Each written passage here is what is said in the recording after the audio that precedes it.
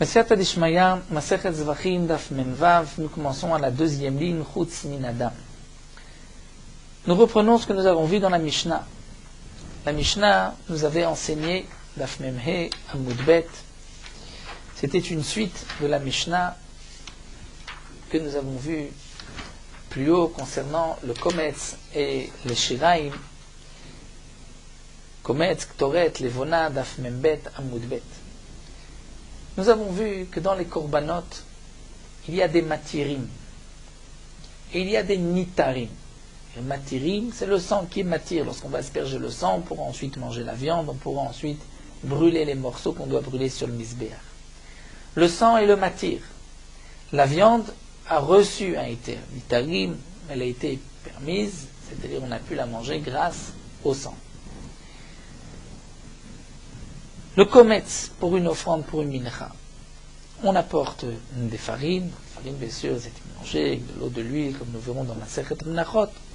Le Kohen va prendre une pleine poignée, une tumitza, et il va brûler ensuite ce kometz sur le misbéach.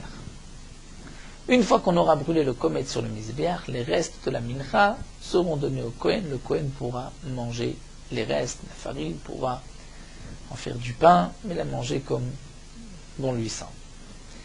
Le kometz, c'est le matir. Une fois qu'on a brûlé le kometz, on pourra manger les shiraim. Donc nous avons vu que si un homme a rendu pigoul un korban et qu'il mange ensuite de la viande de ce korban, il est chayav karet. Beshogeg, il apportera un korban khatat. De même, s'il a rendu pigoul une mincha, au moment de la kmitza, il pensait manger les restes, putzizmano. S'il mange les restes de la mincha, il est chayav karet.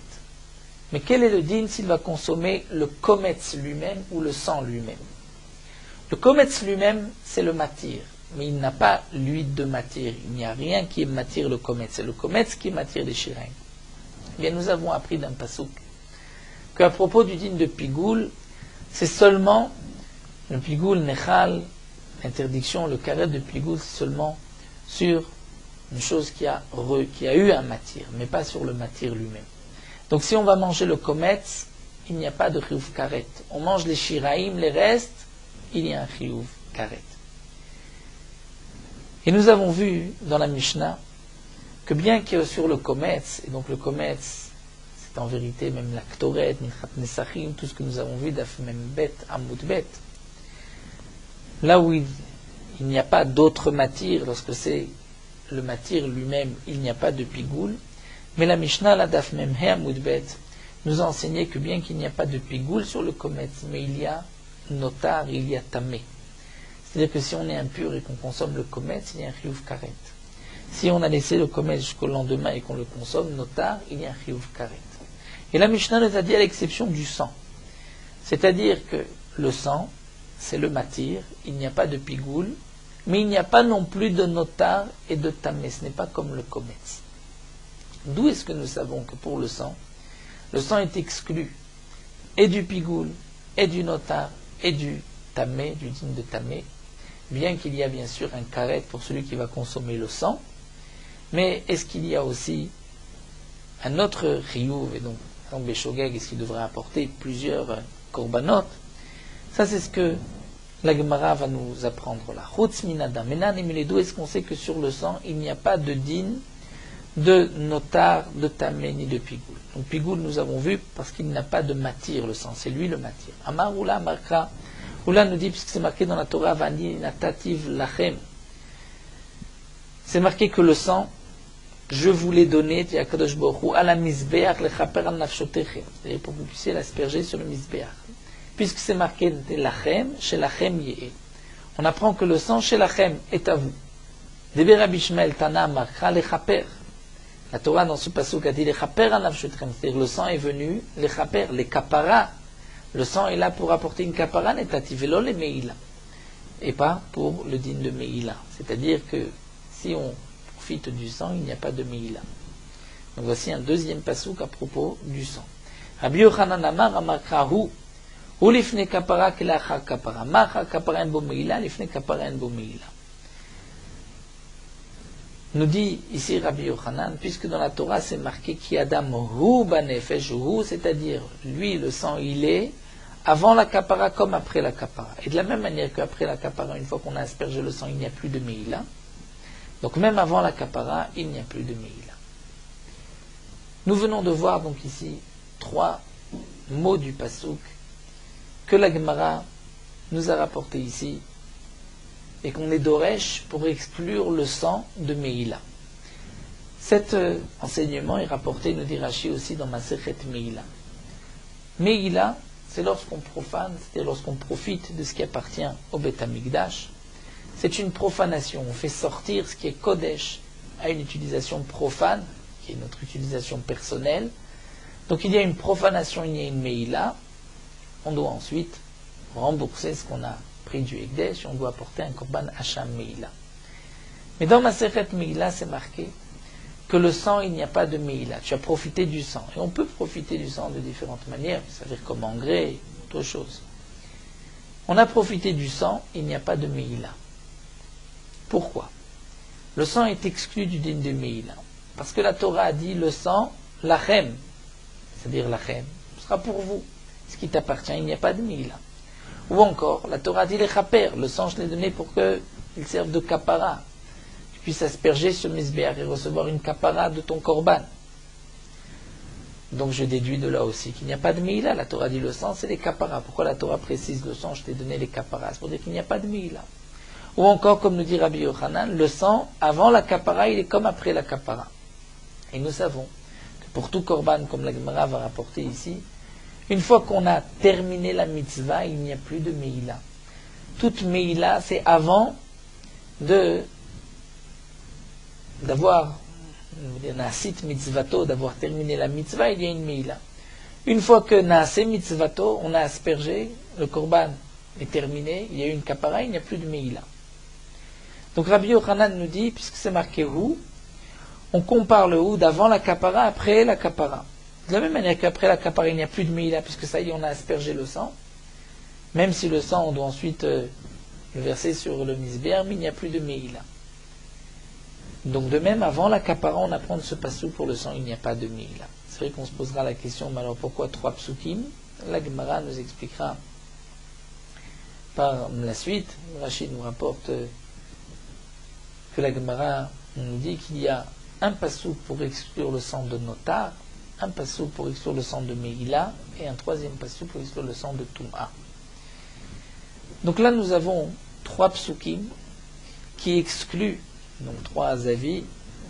De ces 3 psukim, on exclut le sang du din de Meïla. Et de là, nous allons apprendre, puisqu'on n'a pas besoin de 3 psukim pour Meïla, c'est qu'il y en a un pour Meïla, un pour Notar, un pour Touma. C'est ce que donc la Gemara voulait nous enseigner. Chutz minadam, que le sang, il n'y a pas de pigoul, mais il n'y a pas non plus de Notar, ni de Tamé. Et là, nous avons vu qu'il n'y a pas non plus de Meïla. La Gemara va juste un peu développer l'enseignement de Rabbi Yochanan. Rabbi Yochanan a dit, puisque c'est marqué où, c'est-à-dire avant la kapara comme après la kapara. Et après avoir aspergé le sang, il n'y a plus de meïla. Demande la Gemara, pourquoi tu ne dirais pas le contraire? Et malachar kapara, kelifne kapara. Après la kapara, c'est comme avant la kapara. Malifne kapara, il y a une meïla, puisqu'on n'a pas encore aspergé le sang. Enfin, kapara, il y a une meïla. La Gemara dit, c'est impossible. Pourquoi? En lecha davar shenasit mitzvato mo'alimbo. On ne trouve pas dans les korbanot quelque chose qu'on a terminé la mitzvah et qu'il y a malgré tout une meïla qui persiste. Donc puisque lorsqu'on a aspergé le sang, on a assez mitzvato, il n'y a plus de meïla.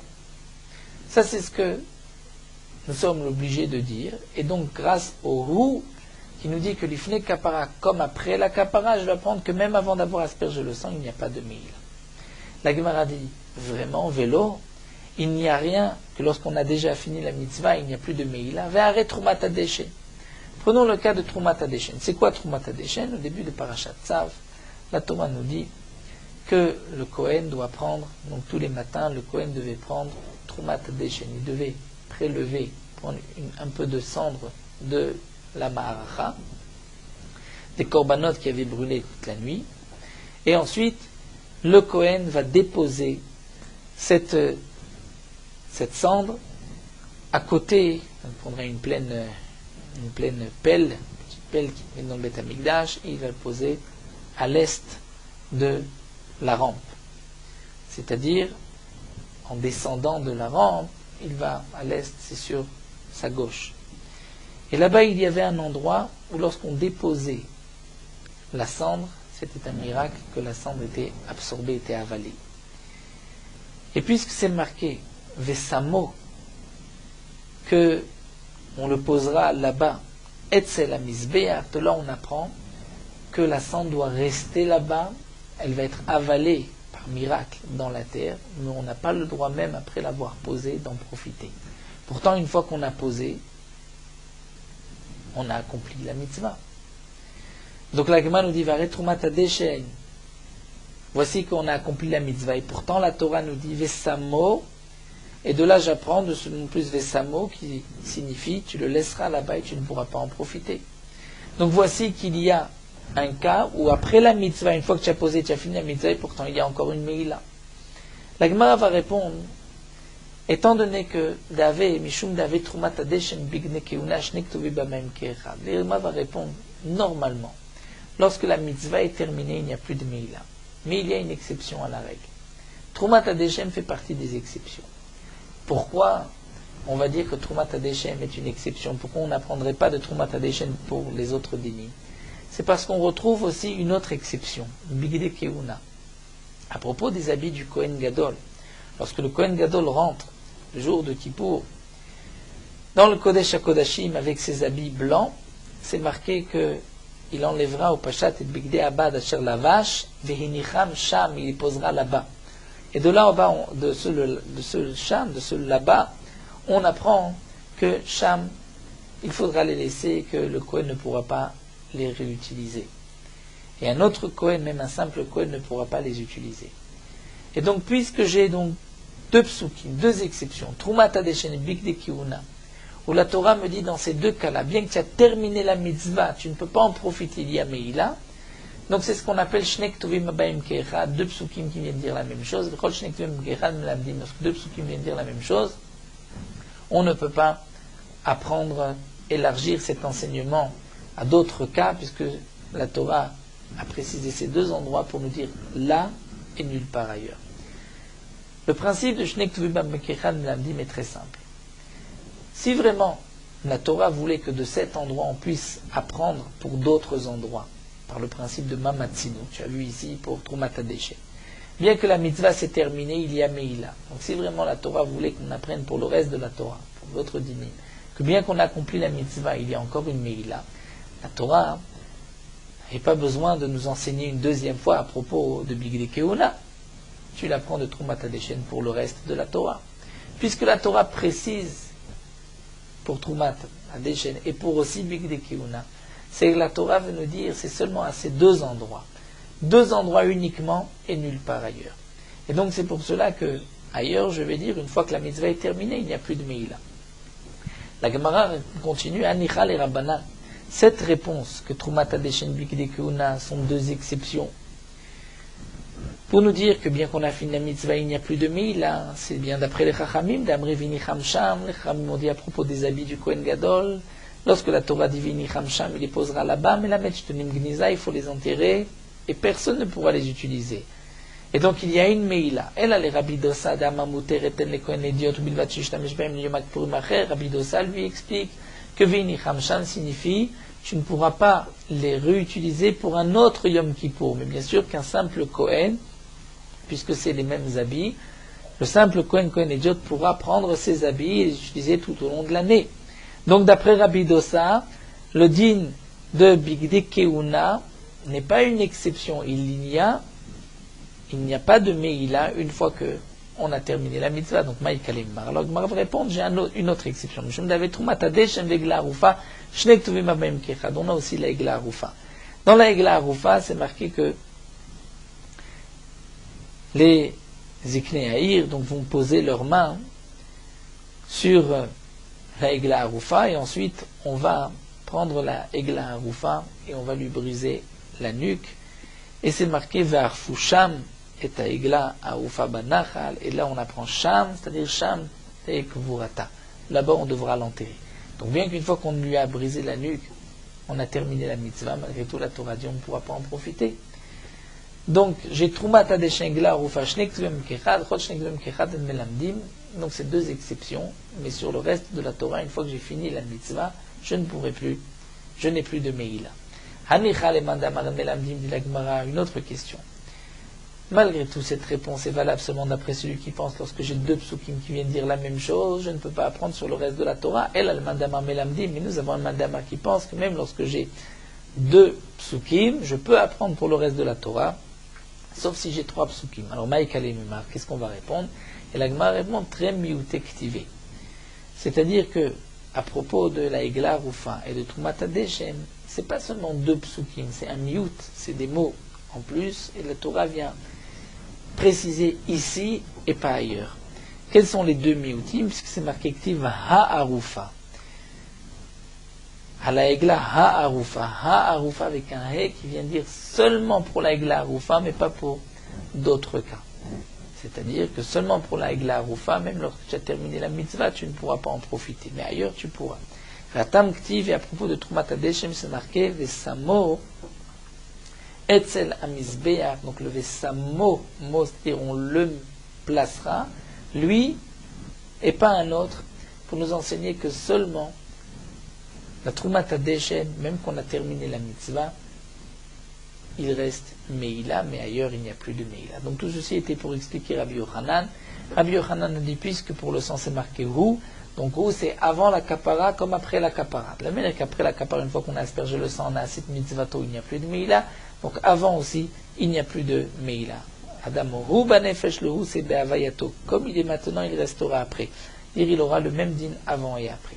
En tout cas, c'est vrai que nous avons répondu, d'où est-ce que nous savons que pour le sang, il n'y a pas de Meïla. Mais trois psukim pour le din de Meïla, c'est ce que la Gemara demande maintenant. Vetla tekrae bedam lamali. Pourquoi ai-je besoin de trois psukim pour me dire qu'il n'y a pas de Meïla pour le sang? Donc le premier pasuk, lachem, ensuite lechaper et hu.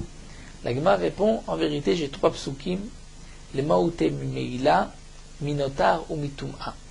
Un pasouk qui va exclure de Meïla. Le sang, il n'y a pas de Meïla. Rashi nous dit quel est le pasouk qui nous exclut de Meïla, puisque c'est marqué Hu. Donc Hu, après la kapara comme avant la kapara, donc il n'y a pas de Meïla. De notar, d'où on l'apprend, puisque c'est marqué lachem, pour vous, c'est-à-dire comme un aliment profane et pas comme les kodashim. Et de tum'a, puisque c'est marqué les chaper, donc les chapara, mais pas pour autre chose, et il n'y a pas de din de Touma. Aval pigoul, mais pour exclure le sang du din de pigoul, l'otsarikra, je n'ai pas besoin de pasouk, puisque ça je l'ai appris d'ailleurs, ditnan, kol sheishlom matirin ben ladam ben emizber, chavim alam mishum pigoul. Nous avons vu que pour qu'il y ait un din de pigoul sur un morceau du korban, c'est seulement un morceau qui a reçu un éther. C'est un morceau de viande, ou des hémorrhines, puisque le sang c'est le matir. Mais le sang lui-même, dame gouffé matirou, c'est lui le matir. Donc puisque c'est lui le matir, il ne peut pas y avoir de pigoule sur le sang. Donc nous avons vu que le sang fait partie de l'exception, ou sur le sang du korban. Bien sûr qu'il y a une interdiction de consommer le sang, c'est le karet, où la Torah marque qu'il est interdit de manger, de consommer du sang. Mais par rapport au din de Meïla, pigoul, notar et tamé, il n'y a pas ces quatre dinim-là dans le sang. Amar Rabbi Yochanan, la Gemara poursuit, Rabbi Yochanan dit Shlosha kritout bishlamim lama.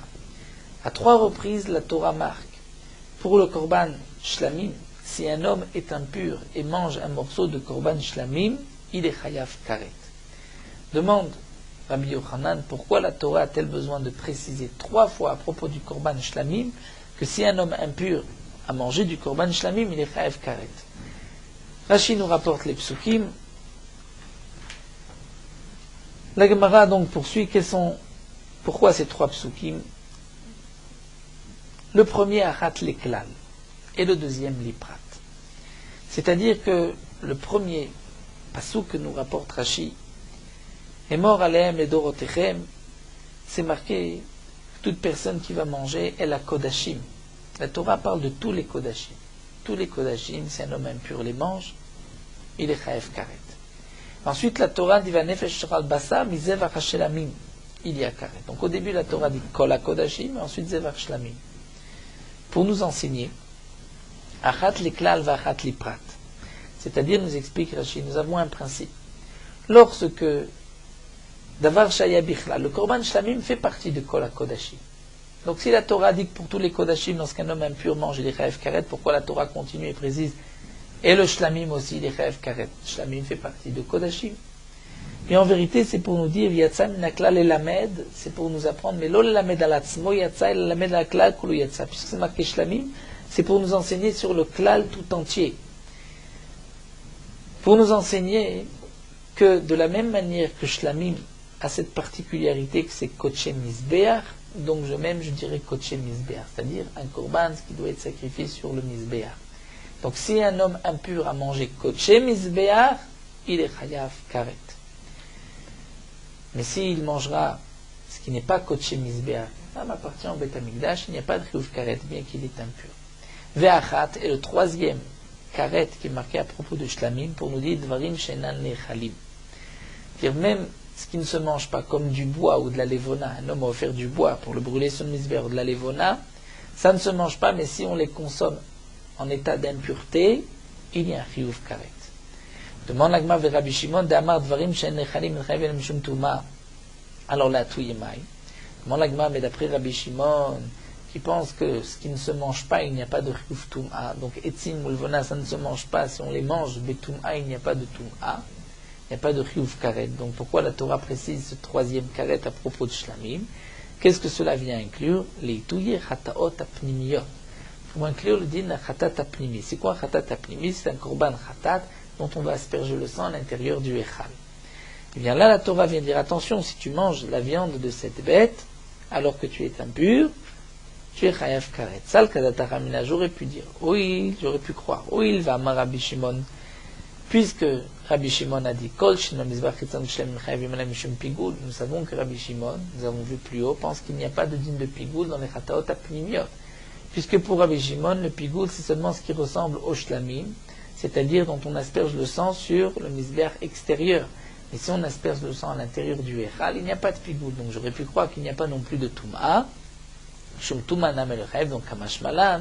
Là vient ce pasouk me dire que non, il y a un Chiyuv Tum'a, même dans les Chataot Apnimiyot. Donc si on a mangé un morceau du Korban Chatat Apnimi, il y a un Chiyuv Tum'a, il y a un Chiyuv Karet. Donc on comprend pourquoi, à 3 reprises, la Torah marque qu'il y a Karet pour celui qui mangera du Korban Shlami. La Gemara poursuit. La Gemara nous rapporte Nomi Rabbi Shimon Mechayev et Shedarko Le'echol. Avant de voir ce que Rabbi Shimon nous a enseigné, juste, nous allons nous attarder quelques instants sur ce Nomi Rabbi Shimon. Dans la Mishnah, nous n'avions pas vu ce mot Nomi Rabbi Shimon. C'était marqué Rabbi Shimon Mechayev. Mais c'est vrai que Rashi était gorez dans la Mishnah, donc Daf Memhe Amudbet, Nomi Rabbi Shimon, qui signifie Amar Rabbi Shimon. Rabbi Shimon a dit.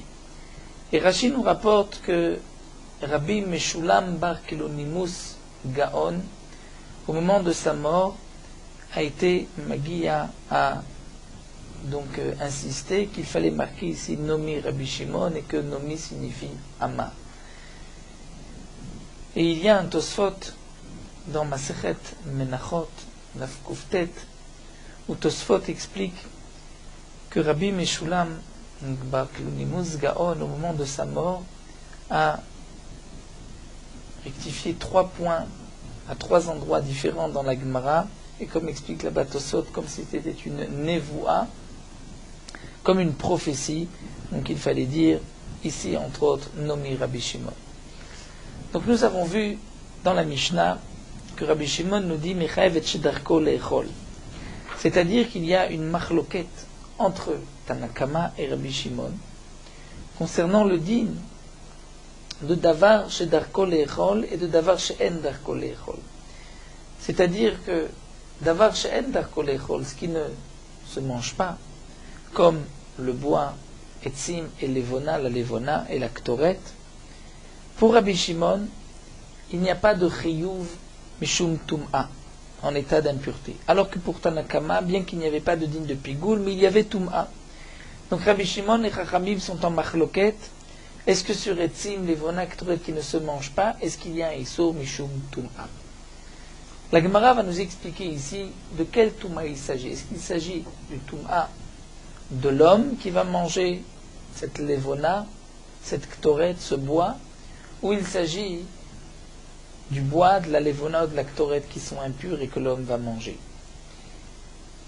Nous savons que pour les aliments qui se mangent, lorsqu'un homme est impur et qu'il mange cet aliment, qui est donc interdit par la Torah, il est chayav karet. Si l'aliment est interdit, c'est un lave, un commandement négatif qu'il a transgressé. La Gemara nous rapporte Itmar, Rabbi Yochanan et Resh Lakish, et Rabbi Lazar et Rabbi Yosef et Rabbi Hanina. Donc nous avons ici Rabbi Yochanan et Resh Lakish, ensuite Rabbi Lazar, Rabbi Yosef et Rabbi Hanina. Et la Gemara nous dit Chad ma'ai zuga vechad ma'ai zuga, ou zuza ou zuga. C'est-à-dire qu'il y avait nous avons une autre girsa, ma'ai zuva. Donc il y avait une personne du premier groupe de Rabbi Yochanan et Resh Lakish, une personne de Rabbi Lazar, Rabbi Yosef et Rabbi Hanina qui disait une chose. Et qu'est-ce qu'il disait? Donc un de cette première paire de Chachamim, Rabbi Yochanan et Resh Lakish, et un de Rabbi Lazar et de Rabbi Yosef et Rabbi Hanina, Chad Amar lundi machloket betumat basar, que toute la machloket entre Rabbi Shimon et les Chachamim, est-ce que sur du bois ou de la lévona qui ne se mange pas, il y a un chiyuv mishum tum'a, c'est lorsque tumat basar, c'est-à-dire lorsque le bois ou la lévona sont impurs. Là, il y a une machloket, est-ce qu'il y a malkout ou pas? Aval betumat agouf, mais si c'est l'homme qui est impur, divrei akol enoloké. Là, d'après tout le monde, il n'y a pas de malkout, puisque le ribouille que Rashi nous rapporte, puisque c'est marqué ve'a basar, pour inclure même ce qui ne se mange pas, qu'il y a une interdiction si c'est impur. Ce pasouk ve'a basar est marqué à propos du morceau de viande qui est impur, donc de tzim ou lévona qui sont impurs. Vechad amar, et l'autre dit non, que machloket bezo, car machloket bezo. De la même manière que nous avons une machloket entre Rabbi Shimon et Chachamim concernant Tumat Basar, il y a aussi une machloket concernant Tumat Agouf. Maïtama, pour quelle raison? Après tout, le mot ve'a basar qui inclut etzim lévona ne nous parle que si c'est une Tumat Basar, c'est-à-dire la Touma de Etzim Levona, et pas la Touma Tagouf de la personne. La Gemara explique pour quelle raison Maïtama de celui qui dit que Machloket Bezo, car Machloket Bezo, Kevan Karimnan Beva Basar, Shaiga Bechol Tameh, puisqu'on applique ce premier pasouk qui est marqué Vabasar, Shaiga Bechol Tameh le Yachel, c'est-à-dire que la viande impure on ne la mangera pas, et de ce Vabasar, on inclut le din aussi de Etzim Levona, donc on dira aussi Karinan B, la suite, le pasouk qui suit, qui nous parle de l'homme qui est impur et qui mange l'aliment. Donc Karinan B aussi vetumato alav, que s'il est impur et qu'il mange etzim ulvona, il y a aussi un issour. Et Rav Tivyumi matneachi, donc Agma nous dit que Rav Tivyumi a enseigné comme nous venons de le dire, mais Rav Kana lui matneachi va enseigner ce que nous venons de dire, mais sur la sefak. Chad ma'izouza vechad ma'izouza. Un chacham du premier groupe, un autre chacham du deuxième groupe, on dit donc une chose et les autres ont dit une autre chose. Qu'est-ce qu'ils ont dit? Sur la sefa. Et Rashi explique sur la sefa, c'est-à-dire sur ce que Rabbi Shimon a dit. Rabbi Shimon a dit que si ça ne se mange pas, il n'y a pas de chiyuv. Donc l'un viendrait dire Chadamar machloket betumat agouf. C'est-à-dire quand est-ce que Rabbi Shimon a dit qu'il n'y a pas de chiyuv, c'est si l'homme est impur. Aval betumat basar, même Rabbi Shimon est d'accord, divrei akol loké. Pourquoi? Puisque le passouk qui inclut etzim ou levona nous parle lorsque les etzim ou levona sont impurs. Echad amar le dit, donc machloket bezo, car machloket bezo. Donc dans l'autre groupe, les deux chachamim disent, la même machloket que nous retrouvons ici, on la retrouve là-bas, c'est-à-dire que Rabbi Shimon et les chachamim sont en machloket aussi bien si c'est Tumat Basar ou Tumat Agouf. Amar Rava, et Rava termine en disant Mistabra, c'est logique de dire que Mandamak Machloket Bezo, car Machloket Bezo, que la Machloket que nous trouvons entre Rabbi Shimon et les Chachamim, elle s'explique aussi bien lorsque c'est l'homme qui est impur ou que c'est les Tzim ou le Vona qui sont impurs. Pourquoi Maïtama, Kevan do Kerinan Be Tumato ala Venicheta, lo Kerinan Be Basar Sheiga Bechol Tameh lo Yachel. Donc on va expliquer d'après le Mandamar, c'est-à-dire Rabbi Shimon qui pense qu'il n'y a pas, si ce n'est pas mangeable, il n'y a pas de chiyuv tum'a. Il n'y a pas de chiyuv tum'a pas seulement de Chiyuv Touma de Toumat Agouf, mais il n'y a pas non plus de Chiyuv Touma de si le Etzim ou le Vona sont eux-mêmes impurs, puisqu'on ne peut pas appliquer Vetumato à la Venicheta, donc on n'appliquera pas non plus Vabasar Shriga Bechol Tameh Lo Yeachel. La Gemara termine Vamarmar, pourtant on a dit Vabasar, que ceci vient inclure Rabot Etzim ou le Vona, que si c'est impur, donc on ne pourra pas les manger. La Gemara répond, on les postla be'alma, c'est juste un psoul midi rabanan, c'est une asmarta, c'est-à-dire c'est une allusion dans le pasouk, mais ce n'est pas minatora. Donc en conclusion, ce que nous venons de voir, c'est que dans la Mishnah, nous avons une marloquette entre Rabbi Shimon et les Chachamim sur le kometz. Nous avons vu dans la Mishnah que bien qu'il n'a pas de matière, c'est lui-même qui est son propre matière. Il n'y a pas de pigoul, c'est-à-dire d'interdiction de pigoul si on mange le kometz, mais il y a une interdiction de tum'a. Et Rabbi Shimon nous vient dire que c'est seulement sur le kometz qui est mangeable, parce que c'est de la farine. Mais si c'est du bois ou de la levona qui ne se mange pas, il n'y a pas de chiyuv tum'a. Donc là, nous avons deux explications comment comprendre la marloquette entre Rabbi Shimon et les Chachamim. Ou bien, on va expliquer, donc, ça d'après tout le monde, simplement que la marloquette est aussi bien betumat bassa que tumat agouf. Et aussi bien si c'est le bois qui est impur ou si c'est l'homme qui est impur, est-ce qu'il y a un chiyuv pour le bois, marloquette entre Rabbi Shimon et Chachamim puisque ça ne se mange pas.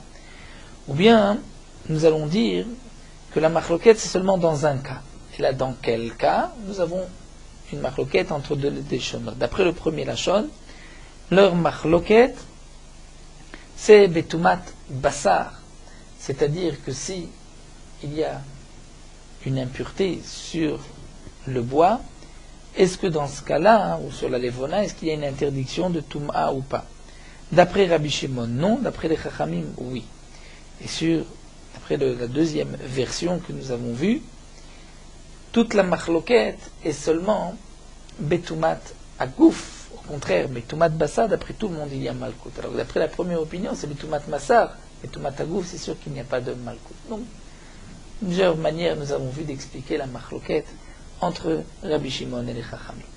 On continue avec une nouvelle Mishnah, les Shem Shisha Dvarim Azevach Nizbar. La Mishnah nous dit, lorsque on va égorger un korban, il faut penser à 6 choses. Les Shem Zevach, c'est-à-dire égorger pour ce korban et pas pour un autre korban. C'est un korban oula et pas un korban shlamim. Les Shem Zover pour la personne qui vient amener ce korban. Les Shem et donc pas pour quelqu'un d'autre, pas Shinui Be'alim. Les Shem Hashem, pour Akadosh Baruch Hu, les Shem Ishim, les Shem Reach, les Shem Lichoach, ça nous allons expliquer dans la Gemara. Et le Khatat et le Hacham, les Shem Chet. Il faut aussi penser qu'on apporte ce korban parce qu'on a fauté. Amar Rabbi Yossé, Af Mishalai Belibo, les Shem Echad Mikolelu Kasher. Rabbi Yossé nous dit, même si on n'a pas pensé à une de ces choses-là, c'est Kasher. Pourquoi Shutnai Beddin? C'est une condition du Beddin que, au moment de la Shrita, on ne pense à rien. Pourquoi? Parce que les Chachamim ont eu peur que si tu dois penser l'Ishma, tu risques aussi de te tromper de penser chez l'Ishma. Et comme la Mishnah termine, chez la Marshava, Olechet Lachara Ovet, toute la Marshava dépend du Kohen, de celui qui est Makriv, le Korban, et pas du propriétaire. Donc le propriétaire peut apporter un Korban, et indépendamment de lui, le Korban sera pas soul parce que le Kohen va penser à un autre Korban. Donc les Chachamim ont préféré que le Kohen ne pense à rien, plutôt qu'il pense à un autre korban. Amar Rabuda, Marav, Rabuda nous enseigne ici au nom de Rav l'explication du passouk qui nous dit Ola Isher Reach Nichoach Lashem. Rashi précise que ce passouk n'est pas marqué à propos de la Shrita, mais nous avons un autre passouk dans Shlamim où c'est marqué Veikri Mizevach Shlamim Asher Lashem. De là on apprend qu'il faut égorger l'Ishma, Shem Hashem. Donc ce pasouk là que nous allons rapporter, que nous allons expliquer, c'est parce que toutes les kavanot sont marquées dans le pasouk. La Torah dit Ola, Isher, Reach, Nichoach, Lachem. De là j'apprends Ola, c'est-à-dire que le korban doit être égorgé les Shem Ola pour un korban Ola et pas pour un autre korban. Là, il faut qu'il y ait les Shem Shlamim. Donc le Kohen ne peut pas penser à Shlamim.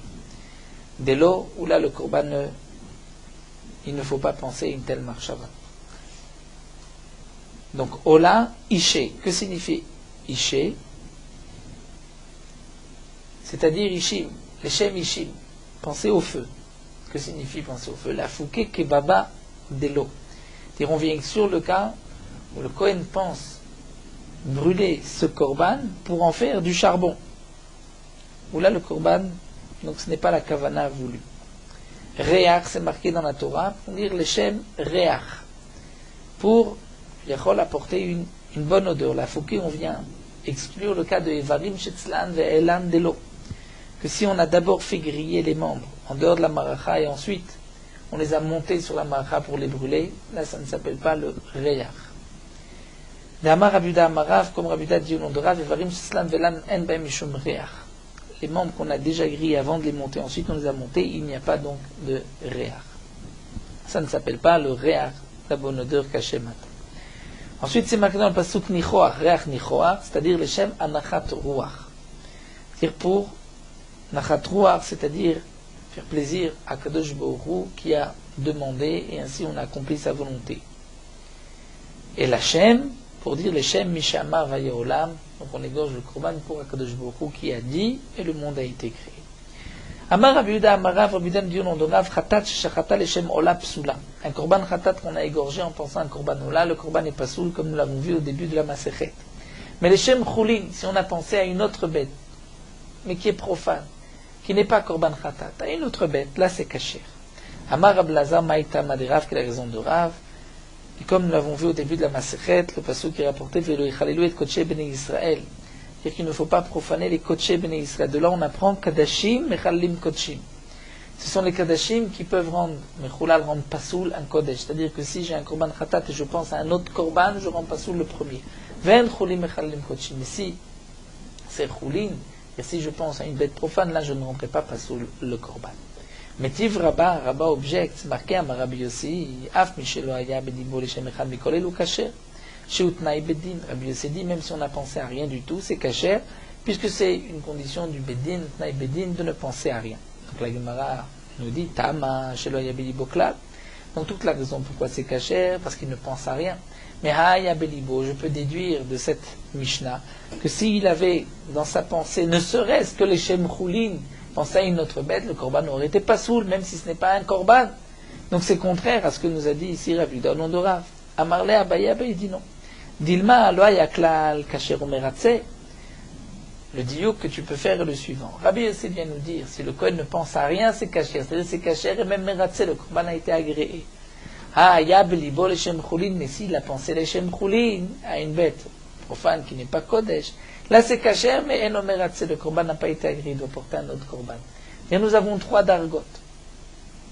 Lorsqu'on a pensé au Korban Khatat, leshem Khatat, là c'est sûr que le Korban est caché. Maintenant on a pensé Khatat, leshem Ola, le Korban n'est pas soul entièrement. Khatat, leshem Choulin, le Korban est caché, mais il n'est pas meratze. Et Korban, leshem Kloum, il n'a pensé à rien, là le Korban est même caché ou meratze.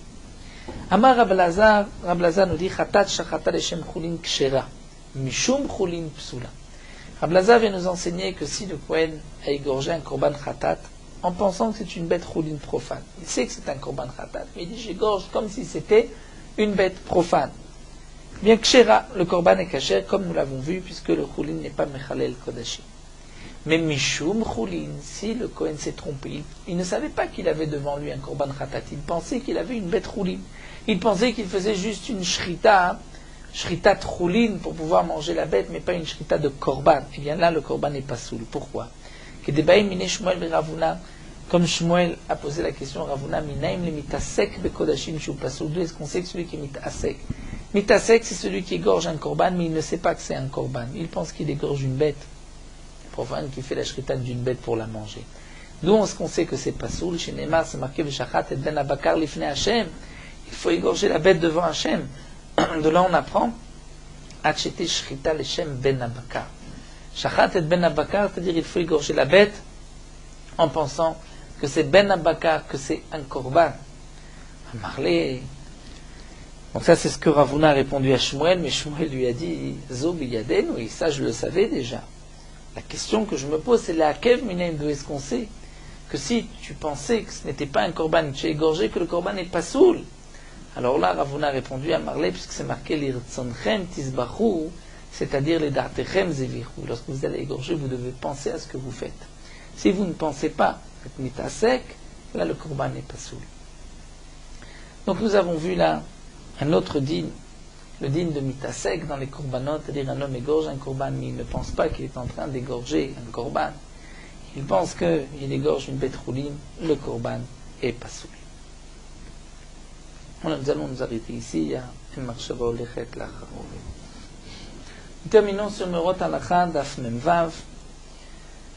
Celui qui fait bouillir des céréales entiers, si pendant la cuisson les céréales se sont collées, on dira la bracha de Boré Mine Mezonot ensuite à la Mirya, puisqu'ils se sont collés, c'est comme un plat Masek Tera, et la bracha est donc Mezonot.